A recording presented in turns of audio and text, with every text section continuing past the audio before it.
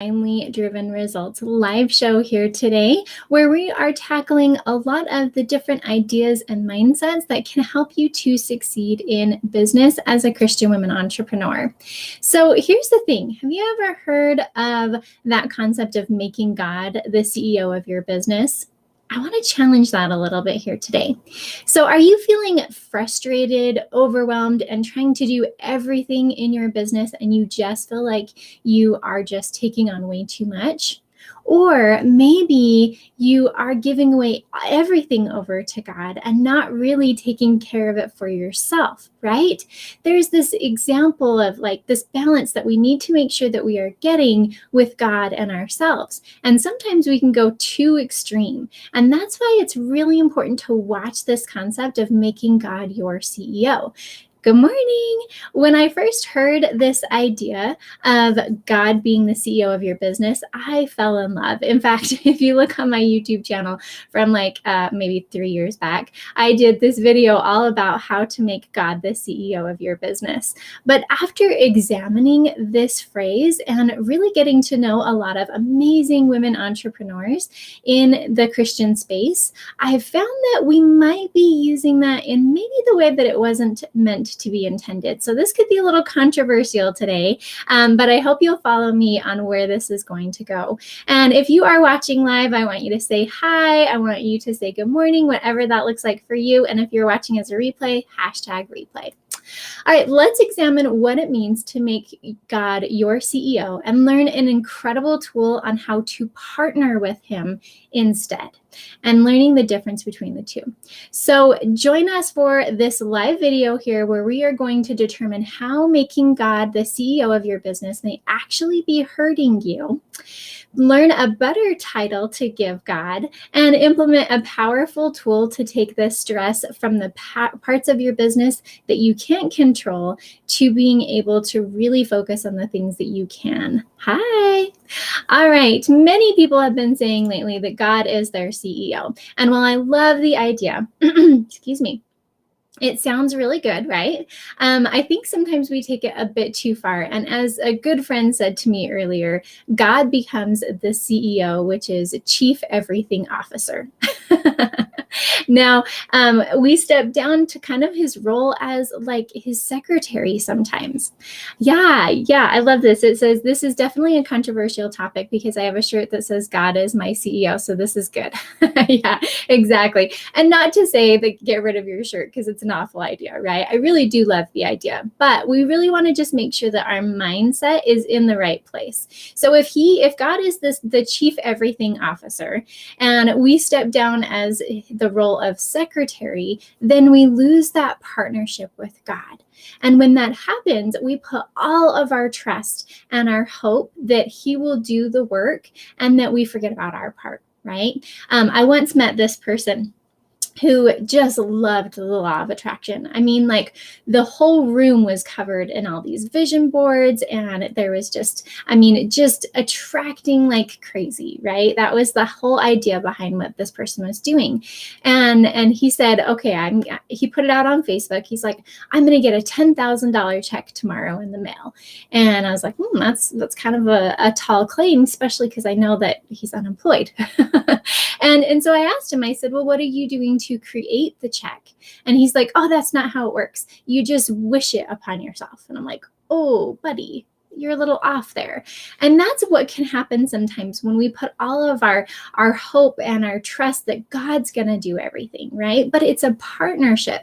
And so we need to be careful when we're talking about God as our CEO, because if we're the secretary, we have to look at our title too, is that if we're the secretary and he's the CEO, we're going to expect him to do everything. And that is going to be a recipe for disaster because God loves work. He loves honest effort. And the thing is that's going to help us get what we are desiring. Remember, it's faith and works, not just faith, right? So let's go to Deuteronomy 28, 1-2 and 8. And this is our biblical success principle for the day. And it says, Ooh, gotta love allergies. That's not what it says. And it shall come to pass, if thou shalt hearken diligently unto the voice of the Lord thy God, to observe and to do all his commandments, which I command thee this day, that the Lord thy God will set thee on high above all nations of the earth. And all these blessings shall come on thee and overtake thee, if thou shalt hearken unto the voice of the Lord thy God. Hearken means to listen and obey, by the way. I love that. Listen and obey. Then let's go to verse 8. It says, the Lord shall command the blessing upon thee in my storehouses, and in all that thou settest thine hand unto. And he shall bless thee in the land which the Lord thy God giveth thee. Do you see the partnership there? I love that. Think about how many times the concept of this, then that is in the Bible, right? If you do this over here, then you will get this over here. But the this has to come before the that. Probably more times that we can even count are there thises and that's. And I think there's an actual word for that. There, kind of like a consequence there, obviously.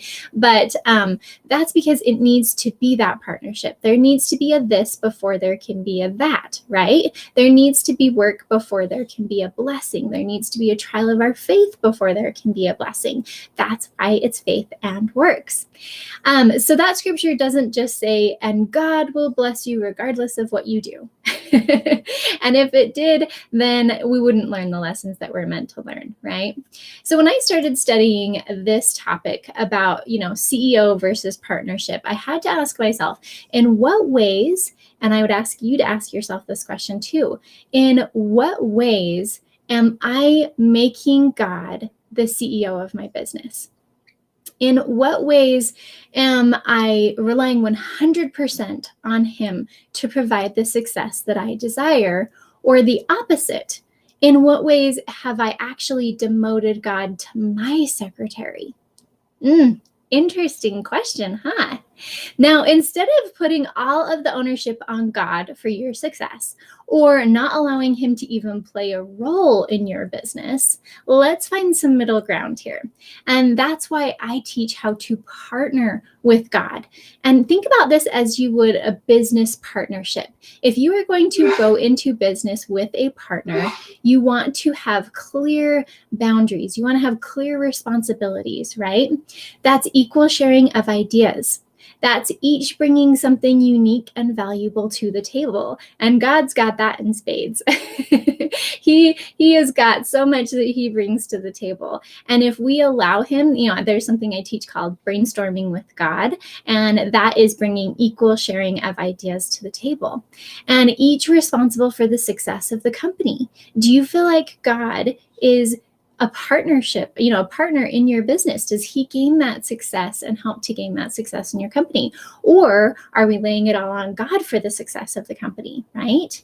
Each having the same goal, united in purpose, each with the right type of responsibilities for them spelled out. Isn't that interesting when you start thinking about a partnership, a true partnership with God? So you wouldn't go into a partnership with another human being on earth without a good contract in place. So here's the tool I want to give you guys. And I know this sounds like kind of crazy, but it is so extremely powerful. So let's write up a contract for you and God. Isn't that cool? Who's excited to write up a contract between you and God? Now, please remember that this contract is not for God. This is for us.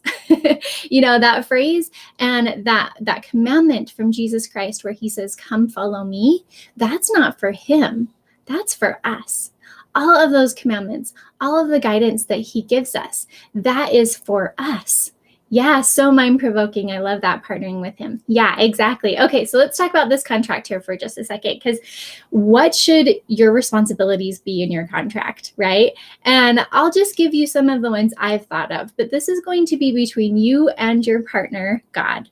And so sit down with a pen and paper or in front of your computer and just have a talk with God and be like, okay, I want to partner with you. Let's really come up with a contract here for me so that I understand what my responsibilities are, and so that I know when I can lean on you. So first off, my responsibilities and my partnership is keeping God's commandments and living righteously, as close to that as I can possibly live, right? Just trying to be a good person and keeping the commandments of God. I know that if I do that, that I'm going to stay close to God. And regardless of what happens in the business, He will guide me. I'm going to make time for God each day. That's my daily daddy-daughter time. Every single day, I'm going to focus on Him for at least 10 minutes so that we can have that time together. I'm going to take the action steps that the Lord wants me to take. And that's it, just as simple as that, right? If you get a prompting from the Lord, no matter how crazy it may seem, act on that first voice. Because the second voice, the adversary, is always going to come in right afterwards and be like, what? No, He doesn't want you to do that. Or that was just your own thought, right? But if you act on that step that God's given you right away, immediately is what it says in the scriptures over and over again. When God is talking to a prophet, they immediately take action. And if they don't, like Jonah, then we see what happens, right? Some more things in my personal contract here, and maybe these are things that are in your contract, is having a goal and a plan to reach that goal according to the part of the process and picture that we can currently see. That means that I'm going to have a goal, have a plan to reach that goal, and do my part.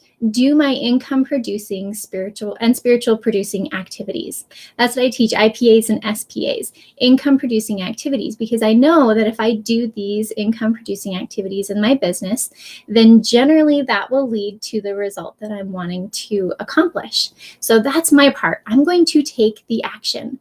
And the next part, of course, is I'm going to have the faith. I'm going to have faith and trust in myself.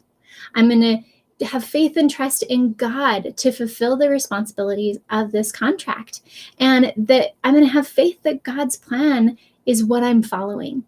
Those are some pretty tough responsibilities sometimes, right? And I'm going to have faith that He's going to bless me with everything that I desire. And I'm going to keep on trying, keep repenting, and maybe even throw in some self-care, because that's going to be important for me to keep myself going, right? This is not a list of responsibilities for you to beat yourself up over, right? This is no partner is perfect. This is what you are going to agree to try to do, agree to practice, right? And that may feel like a long list of responsibilities, but that's a heck of a lot better than taking on everything in your business. So let's talk about what are God's responsibilities. So God's responsibilities are to bring those people He wants you to serve to you, or to help you find where they're at, right? He's not just going to serve them up on a golden platter and say, here, Elise, way to go, right? No, He's going to say, hey, have you thought about joining this Facebook group? Or, hey, it looks like she's someone who you might need to talk to. You know, He'll give you those promptings for us to follow, right?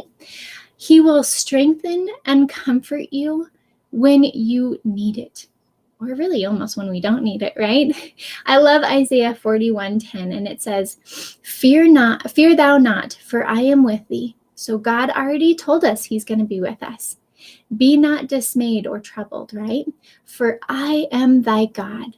I will strengthen thee. Yea, I will help thee. Yea, I will uphold thee with the right hand of my righteousness. Look at all of those beautiful blessings that God just told you can put in your contract. He said He will strengthen us. He will uphold us. He will help us. Those are really powerful, amazing partnership responsibilities that we need to have, because sometimes we don't have our own strength, right? So He will guide us on our own path. He will love us unconditionally. And all of these things you can find in the scriptures, guys. He will be with us, right? He will never leave us. He will provide us with the means to obtain the success that not only you need, but you want. He will provide that next step. And look for way more responsibilities in the scriptures because they are there. Be guided by the Spirit to know what should be in your contract. These are just some of the things that are in mine. But you see how there has to be that equal partnership, right? Is that if we're trying to hold on to everything and we're trying to do everything ourselves, then we're just going to feel completely beat down. And the fact of the matter is there are things that we cannot control in business. But do you know who has the key to your success? God. And it doesn't mean that he is our CEO, meaning that we put all of the onus on him. It means that he is our co-CEO or our partner in business. And that means he has some responsibilities too. And he's already told us exactly what those responsibilities are. So what do you think is a responsibility that you can give to God? Put that in the chat for me, please. So your business, and even you can do a life contract with God if that's what you want to do, but definitely start with your business. It will really be unique to you and God. But remember that this is a two-way contract. We have responsibilities, and we need to trust in the fact that he will fulfill his responsibilities. And who better to be in a contract with? Who better to have as a partner of your business than God? Because I can tell you, my beautiful sisters, that God knows exactly what you need when you need it. And he's always there to provide that for you so that you can have that success to further his kingdom. Because you guys are in partnership. You are one in purpose, right? And the fact of the matter is that when we are giving that equal balance, then it's not so much on us, right? So to follow my prompting and reach out when I feel like I should. Absolutely. Yes. Make sure you guys are creating that contract. So what does your contract with God look like? And how can you use it in your daily business work and the decisions that you make? Right? Because there's got to be that works and that faith. And I think that the works is our side of the responsibilities, right? And the faith is God's side. That's us having faith that he will provide those people. He knows who's out there praying right now to find you, because there is someone out there praying to find you for your product or your service, sometimes even just your friendship, right? And he knows what they need to hear, and he knows how you can best serve them. So make sure that you are not giving all the responsibility to God, making him your CEO, and make sure you are not making him your janitor either, picking up all of your messes. Either way, we want to make sure that we are in the middle and that we are partnering with him every step of the way. You have responsibilities, and we can trust that God will fulfill his responsibilities as well. Thank you so much for joining here today in Divinely Driven Results live show. If you want more of this, or if you want to apply for a consult so that you can take your business to the next level, go to divinelydrivenresults.com. We will see you next time.